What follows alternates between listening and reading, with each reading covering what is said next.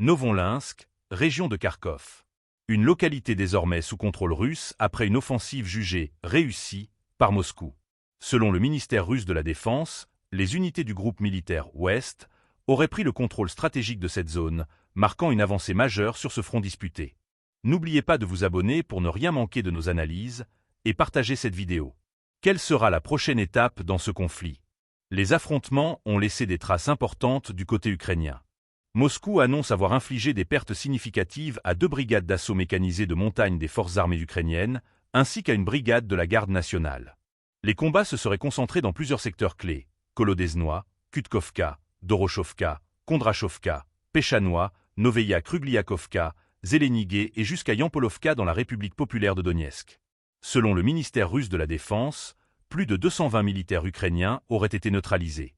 Du côté de l'équipement, 3 véhicules blindés de combat, dont un modèle M113 de fabrication américaine, auraient été détruits. Moscou affirme également avoir mis hors service 9 camionnettes utilisées pour des opérations de soutien logistique. L'artillerie ukrainienne n'aurait pas été épargnée. 4 pièces d'artillerie de campagne, dont 2 de fabrication occidentale, auraient été ciblées et détruites.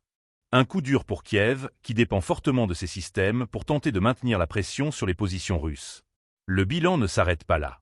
Les forces russes auraient également détruit 4 stations de guerre électroniques, outils précieux dans cette guerre moderne où les communications sont des cibles stratégiques. À cela s'ajoutent 5 dépôts de munitions réduits en cendres, compliquant encore la capacité de riposte des forces ukrainiennes sur ce front. Pour Moscou, cette prise de contrôle à Novonlinsk s'inscrit dans une stratégie plus large visant à consolider ses gains dans la région de Kharkov. Les analystes militaires y voient une offensive destinée à maintenir la pression sur les lignes ukrainiennes et à perturber leur capacité de contre-attaque. La question reste désormais ouverte. Cette avancée marque-t-elle une étape décisive ou simplement une nouvelle séquence dans ce conflit sans fin?